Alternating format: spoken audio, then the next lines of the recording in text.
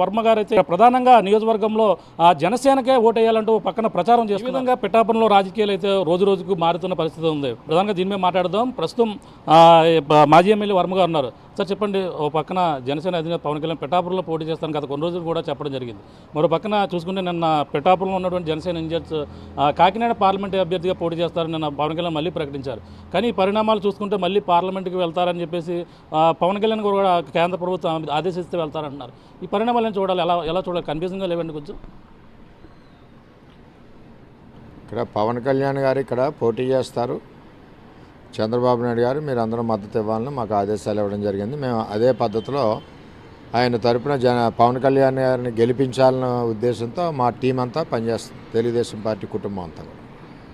ఒకవేళ ఆయన కాకినాడ వెళ్ళమని మేము కోరుకోం, ఆయన ఇక్కడే ఉండాలని మేము కోరుకుంటున్నాం. ఆల్రెడీ ఇక్కడ పోటీ చేస్తా అన్నారు కాబట్టి మేము కూడా చంద్రబాబు నాయుడు గారి ఆదేశాలకు కమిట్ అయ్యి మేము కూడా పనిచేస్తున్నాం. ఒకవేళ వెళ్తే కనుక ఆయన ఇష్ట ప్రకారం వెళ్తే కనుక ఇక్కడ తెలుగుదేశం పార్టీ క్యాండిడేట్గా నేనే పోటీలో ఉంటాను. అంటే ఆయన మరి ఒక పక్కన స్కాప్ అంటే ఇద్దరు మారుస్తామని చెప్పేసి ఆయన మాట్లాడారు క్లియర్గా నిన్న. అంటే అది ఎలా సాధ్యం అవుతుంది? అంటే ఇప్పటికే నేను పోటీ చేస్తున్నాను పిఠాపురంలో అంటే మీరు ప్రచారం చేస్తున్నారు. ఆయన అయితే మాత్రం ఎంపీగా ఆయన వెళ్తారన్నారు. అంటే మళ్ళీ ఆయన ఇక్కడికి వస్తారా లేదంటే టీడీపీకి ఇస్తారా టికెట్? చంద్రబాబు నాయుడు గారు నాకు క్లారిటీగా చెప్పారు. పవన్ కళ్యాణ్ గారు పిఠాపురాన్ని పోటీ చేస్తున్నారు, మీరందరూ పొత్తు ధర్మం పాటించి మద్దతు ఇవ్వాలని తెలియజేశారు. మేము దానికి ఒప్పుకొని మేము కార్యక్రమం వాళ్ళు మొదలుపెట్టాం, పనిచేస్తూ ఉన్నాం. ఇక్కడ ఇంకొకరు ఎవరో వస్తే పల్లకి మోయడానికి సిద్ధంగా తెలుగుదేశం పార్టీ కుటుంబం స్థానికులు మేము ఎవరం లేము. ఒక్క పవన్ గారు వస్తేనే మేము పనిచేస్తామని చెప్పి తెలియజేస్తాం. ఆయన వస్తామని అన్నారు, ఆయనకి పనిచేస్తాం, గెలిపిస్తాం కూడా. అంతేగాని ఎవరెవరో వస్తే పల్లకీలు పోయడానికి మేము సిద్ధంగా లేము. తెలుగుదేశం పార్టీ పోటీ చేస్తే నేనే పోటీ చేస్తాను, నేనే అభ్యర్థి. అది కూడా చంద్రబాబు నాయుడు గారు ఏ విధంగా ఆయన పార్లమెంట్కి కానీ వెళ్తే నువ్వే తెలుగుదేశం పార్టీ అభ్యర్థి అని కూడా చంద్రబాబు నాయుడు గారు తెలియజేశారు. అంటే మాటల్లో కూడా ఒకటే చెప్పారు, అంటే జనసేనకి కేటాయించారు కాబట్టి ఇది మా ఇష్టంగా చేసుకునే అవకాశం ఉంటుంది. అలాగే అమిత్ షాతో మాట్లాడుతాం, పిఠాపురం కావచ్చు, కాకినాడ పార్లమెంట్ కావచ్చు, జనసేన మాది కాబట్టి మా ఇష్టసారంగా ఏదో చేసుకుంటా ఉన్నట్టుగా ఉంది కదా. ఇది ఎలా ఉంటుందంటే అధ్యక్షులిద్దరూ మాట్లాడుకున్నారు, పిఠాపురాన్ని ఆయన పోటీ చేస్తా అన్నారు, ఆయనకైతేనే ఇస్తామని చెప్పి ఇచ్చారు. నేను కూడా ఆయన మూలాన్నే నేను కూడా వెనక్కి తగ్గాను. ఒక రాష్ట్ర అధ్యక్షుడు, మరి పెద్ద నాయకుడు, తెలుగుదేశం పార్టీకి కూడా సహాయ సహకారాలతో ఉన్నారు. ఆయన గెలిపించాలనే బాధ్యత చంద్రబాబు నాయుడు గారు భుజాల మీద పెట్టారు. మేము పెట్టుకున్నాం, గెలిపిస్తాం కూడా. ఆయన ఒకవేళ ఇక్కడ లేనప్పుడు తెలుగుదేశం పార్టీ నేనే అభ్యర్థిని, నేనే ఉంటాను ఇక్కడ. అంటే పవన్ కళ్యాణ్ ఇప్పటికే వారం రోజులు అవుతుంది ప్రకటించి, ఇంకా రాలేదు. మీరైతే ప్రచారం పవన్ గెలిపించాలంటూ మీరు కావచ్చు, మీ సతీమణి కావచ్చు, ఇద్దరు కూడా ప్రచారం చేస్తున్నారు.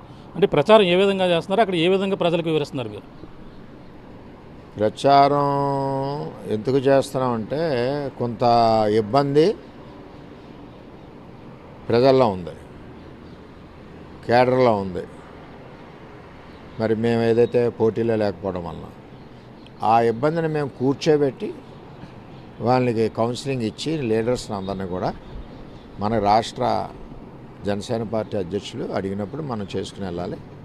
మన ఓటు ట్రాన్స్ఫర్ 100% అటు జరగాలనే ఉద్దేశంతో ఎస్సీలు కానీ బీసీలు కానీ ఇవన్నీ కూడా మీటింగ్లు చేస్తూ ఉన్నాం. ఓసీ వర్గాల్లో కానీ అన్నింటిలో కూడా మీటింగ్ చేసి ఎవ్రీ ఏరియా మీటింగ్ చేసి ఇప్పుడు 13-14 గ్రామాలు చేసాం. కొన్ని వర్గాలు కొన్ని సంఘాలను కూడా పిలిపించి మేము మాట్లాడుతూ ఉన్నాం. ఎంచేదంటే ఇప్పుడు ఆయన ఎప్పుడో ఆయనకి రాష్ట్ర వ్యాప్తంగా బిజీ ఉండొచ్చు, వస్తారు, ఇంకా టైం ఉంది కాబట్టి రావచ్చు. ఈ లోపల విలువైన సమయాన్ని వృధా చేయకూడదని ఒక ఆలోచనతో ఆయన వచ్చాక నేను పని చేయాలి అనే ఆలోచన చేయకుండా ఆ సమయం బయట ఇస్తే పబ్లిక్లో కొంత ట్రాన్స్ఫర్ అయిపోతుంటుంది మనకు తెలియకుండా. అది అవ్వకుండా ఉండడానికి ముందే అడ్డుకట్ట వేయడానికి నేను ముందుగానే స్టార్ట్ చేస్తాం. ఆయన వస్తున్నారని చంద్రబాబు నాయుడు గారు చెప్పారు. మా పని అయితే మేము చేస్తున్నాం. పవన్ కళ్యాణ్ గారికి ఓటేయాలి, జనసేనకి గ్లాస్కి ఓటేయాలి, మనందరం కలిసికట్టుగా పనిచేయాలని మేము రాత్రింబాగులో పనిచేస్తూ ఉన్నాం. అంటే జనసేన కేడర్ ఇక్కడ మరి కలిసి వస్తుందని మీకు ఇన్ఛార్జ్ కావచ్చు, వీళ్ళందరూ కూడా కలిసి వస్తున్నారా మళ్ళీ చెప్పడానికి, ప్రచారానికి వెళ్ళడానికి? జనసేన కేడర్ టీడీపీకి కలిసి రావాలి, టీడీపీ కేడర్ జనసేనకి కలిసి రావాలి. ఏ గ్రామాల్లో ఆ గ్రామంలో అయితే మేము ఆదేశాలు ఇచ్చాం. నియోజకవర్గ కార్యకర్త సమావేశాలు పెట్టినప్పుడు ఆ గ్రామంలో కార్యక్రమాలు పెట్టినప్పుడు వాళ్ళని పిలండి కూడా మేము తెలియజేసాం. వాళ్ళు కూడా నా దగ్గర చాలా గ్రామాల నుంచి వచ్చారు. అందరూ నాకు పాత పరిచయాలే, ఇదివరకు మాతో ఉన్న మనుషులే. కాబట్టి అన్నయ్య గారు ఏంటంటే మీరు అందరూ కలిసికట్టుగా పనిచేయండి, మనం కళ్యాణ్ గారిని గెలిపించవలసిన బాధ్యత ఉంది, మన అందరం కూడా క్రమశిక్షణగా పద్ధతిగా కలిసికట్టుగా పనిచేసి గెలిపించాలని తెలియజేస్తాం. అంటే ఇప్పుడు పవన్ కళ్యాణ్ ఇంకా ఎప్పుడు వస్తారన్నది కూడా ఏమైనా సమాచారం ఉందా మీ దగ్గర? నాకు ఏ విధమైన సమాచారం లేదు. అంటే ఇప్పుడు ఎంపీగా వెళ్ళారు, ఇప్పుడు ఇక్కడ ఉన్న ఇన్ఛార్జ్ ఎంపీగా వెళ్ళారు అంటే ఒకవేళ మొత్తం టీడీపీ కేడర్ కూడా మళ్ళీ ఎంపీకి సపోర్ట్ చేయవలసిన అవసరం ఉంటుంది. ఈ పరిణామాలు దీనికోసం ఏమైనా మాట్లాడడం కానీ జనసేన టీడీపీ వాళ్ళతో సమావేశం అవ్వడం కానీ పిఠాపురంలో ఏమైనా జరిగాయండి? మాకు ఏ విధమైన ఇన్ఫర్మేషన్ లేవు కదా. ఇన్ఫర్మేషన్ ఉన్నప్పుడు దాని గురించి ఆలోచిస్తాం. మాకున్న ఒకటే ఇన్ఫర్మేషను, మాకున్న ఆదేశాలు పవన్ కళ్యాణ్ గారిని గెలిపించమన్నారు. అదే ప్రకారంగా పార్టీ విధానాలు ఏ విధంగా ఉంటే ఆ విధంగానే పనిచేస్తాం. మాకు పార్టీ విధానాలు ముఖ్యంగానే ఇది కాదు. ఒక పక్కన గీత కూడా పవన్ కళ్యాణ్కి ధీటుగా సమాధానం ఇస్తుంది. నేను కాపు అభ్యర్థిని కాబట్టి నాకు ప్రజలందరూ కూడా పట్టం కడతారు మరొకసారి అని చెప్పేసి గీత ధీమా వ్యక్తం చేస్తుంది. పవన్ కళ్యాణ్ ఓడించి తీరుతా ఉంటున్నారు. కాపు అభ్యర్థి ఆవిడ ఒక్కడే కాదు, మేము కూడా కాపుల్లో మాకు బాగా ఉంది. కాపులు కూడా మమ్మల్ని ప్రేమిస్తారు. నేను కూడా మరి కాపులు చేయకపోతే 2009 అదే గీత గారు మరి 50,000 ఓటుతో నగ్గాలి కదా. 1000 ఓట్లతో ఎందుకు నగ్గింది ఆవిడ? చిరంజీవి గారి గాలిలో నేను ఆవిడ పద్మనాభం గారు ఉన్నాం. 1036 ఓట్లు ఆవిడ మెజార్టీ. నేను అడుగుతున్నా ఆవిడ 2009 నుంచి 14 వరకు ఎమ్మెల్యే మీరు. నేను ఆ వేళ ఓడిపోయాను. నేను పనిచేశాను లేదా 9 నుంచి 14 వరకు మా పిఠాపురం ప్రజలకు స్థానికుడిగా. ఇక్కడ 14 నుంచి 19 వరకు నేను ఎమ్మెల్యేని. సూటిగా అడుగుతున్నాను, ప్రజలు అర్థం చేసుకోండి. 14 నుంచి 19 వరకు గీత గారు ఎక్కడ ఉన్నారా? వాళ్ళ ఊరిలో ఉన్నారు, వాళ్ళ నియోజకవర్గంలో ఉన్నారు. 19 వరకు అంటే 5 ఏళ్ళు, అంటే 10 ఉంటేనే పనిచేస్తారు మీరు. 19లో ఒక్కసారి మాయలో జనం పడ్డారు, ఎంపీ అయ్యారు. నేను ఒకటి సూటిగా అడుగుతున్నా, 2019-20లో మీ ఎంపీ ల్యాడ్స్లోంచి పిఠాపురం నియోజకవర్గానికి మా గ్రామాల్లో మా నియోజకవర్గంలో ఏమి నిధులు ఇచ్చారు మీరు? ఏమీ లేదు. 2021 ఫైనాన్షియల్ ఇయర్లో మీరు ఏమి నిధులు ఇచ్చారు పిఠాపురం నియోజకవర్గానికి? ఏమీ లేదు. 21-22లో ఏమి ఇచ్చారు? ఏమీ లేదు. 22-23లో ఏమి ఇచ్చారు? ఏమీ లేదు. అన్నీ 25%కి అమ్ముకున్నారు. ఇవాళ లాస్ట్లో కొన్ని దాచుకుని ఒకవేళ పిఠాపురాన్ని టికెట్ ఎత్తే చూద్దామని అన్నట్టు కొన్ని ఏదో ఖర్చు పెట్టారు. అంటే మీ యొక్క స్వార్థం ఎలాగుంది? నియోజకవర్గంలో మనం పోటీ చేస్తేనే ఈ నియోజకవర్గానికి రూపాయి ఇవ్వాలని ఒక ఆలోచన. కరోనా టైంలో మీరు ఎక్కడున్నారు 3.5 ఏళ్ళు? ఈ 5 ఏళ్ళు ఎప్పుడైనా ఏ గ్రామం ఒక గ్రామం వెళ్ళేలా చూపించండి, మేము పోటీ చేయం. ఏ గ్రామం ఉన్నా ఒకసారి వెళ్ళారా? 54 గ్రామాలు మేము 100 సార్లు వెళ్ళాం. కరోనాలో 3.5 ఏళ్ళు కనపడలేదు. ఇవాళ మీరు ఓటు ఆడడానికి ఏ విధమైన హక్కు లేదు గీత గారికి. ఆవిడ పవన్ కళ్యాణ్ గారిని విమర్శించడం ఏంటి? అప్పుడు విమర్శించకూడదు. ఆయన మాట్లాడారు, ఇష్టం ఉంటే వెళ్ళి, లేకపోతే మానండి. రమ్మన్నారు, పార్టీ మంచిది. తెలుగుదేశం పార్టీ ఇదంతా అలయన్స్, బీజేపీ అలయన్స్లో ఉంది కదా, మంచిని కోరుకుంటే రండి అని మా పార్టీలోకి ఆయన పిలిచారు. తప్పేంటి? అదే ప్రజారాజ్య సమయంలో మా నుండి వెళ్ళారు కాబట్టి రావాలని చెప్పేసి అన్నారు. కానీ ఆవిడ కూడా చెప్తుంది వైసీపీ పార్టీ కూడా మాది బలంగా ఉంది రండి అని చెప్పేసి పవన్ కళ్యాణ్ కౌంటర్ ఇస్తుంది. ప్రజారాజ్యం సమయంలో మరి ప్రజారాజ్యం టికెట్ ఇవ్వకపోతే ఆవిడ ఎక్కడ నగ్గును? 1000తోటే కదా పోతాం. మాదే ఆవిడదేనే. ఆవిడకి ఈ పార్టీ ఏముందో, రేపు ఇంకో పార్టీ అన్నా రెడీ. ఆవిడ టికెట్ ఇచ్చారు కాబట్టి ఈ పార్టీ. టికెట్ మేము ఇస్తానంటే మా పార్టీ. ఆవిడ ఎన్ని పార్టీలు మారిందో ఆవిడకే తెలియాలి. అంటే ఇప్పుడు ఇక్కడ పిఠాపురంలో కొన్ని రైల్వే అండర్ గ్రౌండ్ బ్రిడ్జ్లు కావచ్చు, ఇవన్నీ కూడా బోలండి అభివృద్ధి పనులు చేసామని చెప్తున్నారండి. ఆధ్యాత్మిక గుళ్ళు కావచ్చు, ఇవన్నీ కూడా డెవలప్ చేసామంటున్నారు. ఆవిడ డెవలప్మెంట్ చేసింది ఏదైనా ఉంటే ఉప్పాడు జంక్షన్లో చెప్పమనండి, నేను వస్తాను. అంతేగాని ఆవిడ వచ్చి ఈ నియోజకవర్గానికి చేసింది ఏంటంటే దొరబాబు గీత గారుని పురుషోత్తపట్నాన్ని పక్కకు పెట్టించి రైతుల్ని సర్వనాశనం చేశారు. ఈ 5 సంవత్సరాల్లో గీత గారు దొరబాబు గారు చేసిన పనికి 700 కోట్ల రూపాయలు రైతులు నష్టపోయారు, అప్పుల్లో ఉన్నారు. ఏలేరు ఆధునీకరణ ప్రారంభించిన దాన్ని పక్కకు పెట్టించి ఉత్తరం రాసి అవసరం లేదని ఎంపీ ఎమ్మెల్యేలు ఇద్దరు కూడా దాన్ని పక్కకు పెట్టి రైతుల్ని కళ్ళనీళ్ళు పెట్టించారు. అన్నింటికంటే దారుణంగా ఏలేరు ప్రాజెక్టులోంచి 3 టీఎంసీ నీరు 800 కోట్లు కాంట్రాక్టర్కి లొంగిపోయి అతని దగ్గర కమిషన్ల కోసం ప్రాజెక్టులోంచి 3 టీఎంసీ నీరు తాండవాకి దారాదత్తం చేయడానికి సంతకాలు వీళ్ళిద్దరూ పెట్టారు లేదా? అలాగే మత్స్యకారుల్ని పొట్టగొట్టి అరవిందో కంపెనీ పైప్ లైన్లు వేయించడానికి వాళ్ళ డబ్బులతోటి ఇప్పుడు మీరు శంకుస్థాపనలు చేస్తున్నారా లేదా?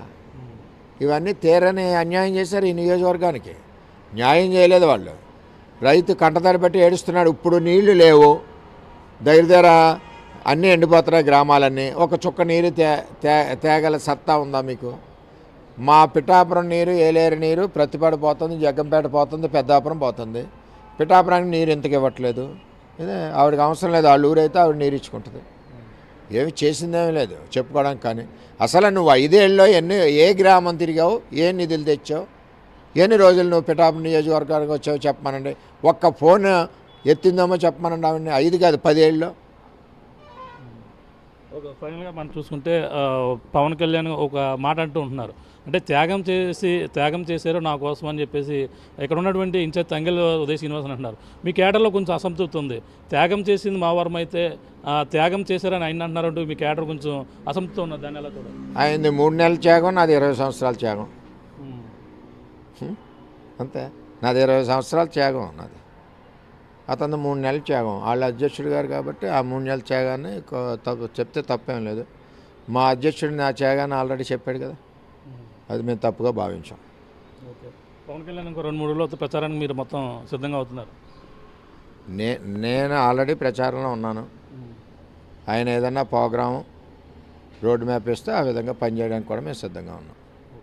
చూస్తున్న ఇది పరిస్థితి. ప్రధానంగా చూసుకుంటే ఇక్కడ జనసేన నుంచి ఇన్ఛార్జిగా ఉన్న వ్యక్తి అయితే ఆయన ఒక 6 నెలల త్యాగం, కానీ నాది 20 సంవత్సరాల త్యాగం అంటూ వర్మ అయితే చెప్తున్న పరిస్థితి అయితే ప్రధానంగా ఉంది. ప్రధానంగా చూసుకుంటే ఇక్కడ ఒకవేళ టికెట్ పవన్ కళ్యాణ్ మాత్రం పిఠాపురంలో పోటీ చేస్తే మేము పూర్తి స్థాయిలో అందరూ కూడా సహకరిస్తాం, ఇప్పుడు కూడా సహకరిస్తూ జనాల్లో పవన్ గెలిపించాలంటూ ప్రచారం కూడా చేస్తున్నాం. అలాగే సమావేశాలు కూడా నిర్వహిస్తున్న పరిస్థితి ఉందంటూ మరో పక్కన ఉందంటున్నారు. అలాగే ఒకవేళ ఎంపీగా వెళితే మాత్రం కేవలం ఇక్కడ పిఠాపురం నుంచి మళ్ళీ టీడీపీ పార్టీ బరిలో ఉంటుంది, మళ్ళీ నేనే పోటీ చేస్తాం, మా పార్టీ యొక్క రూల్ విధానం ఇదే, మా నాయకుడు చంద్రబాబు చెప్పిన విధానం కూడా ఇదే అంటూ ప్రధానంగా వర్మ అయితే చెప్తున్నారు. ఏదేమైనా పవన్ కళ్యాణ్ మరొకసారి అది కేంద్రం ప్రభుత్వం అమిత్ షా కావచ్చు, లేకపోతే ఏదన్నా పవన్ కళ్యాణ్ని ఎంపీగా పోటీ చేయాలని ఏమైనా సూచిస్తే మాత్రం నేను మళ్ళీ తిరిగి ఒకవేళ ఎంపీగా పవన్ కళ్యాణ్ ఎంతమంది పిఠాపురంలో టీడీపీ అభ్యర్థి అయినటువంటి వర్మే మళ్ళీ పోటీ బరిలో ఉంటారంటూ ఎస్వీఎస్ అని వర్మ అయితే చెప్తున్నారు. అలాగే ప్రధానంగా వంగ గీతా విశ్వాస్ పిఠాపురం నియోజకవర్గంలో గత కరోనా సమయం కావచ్చు, మిగిలిన సమయంలో ఎక్కడా కనిపించలేదంటూ, అభివృద్ధి పెద్దగా చేసింది ఏమీ లేదంటూ 2009లో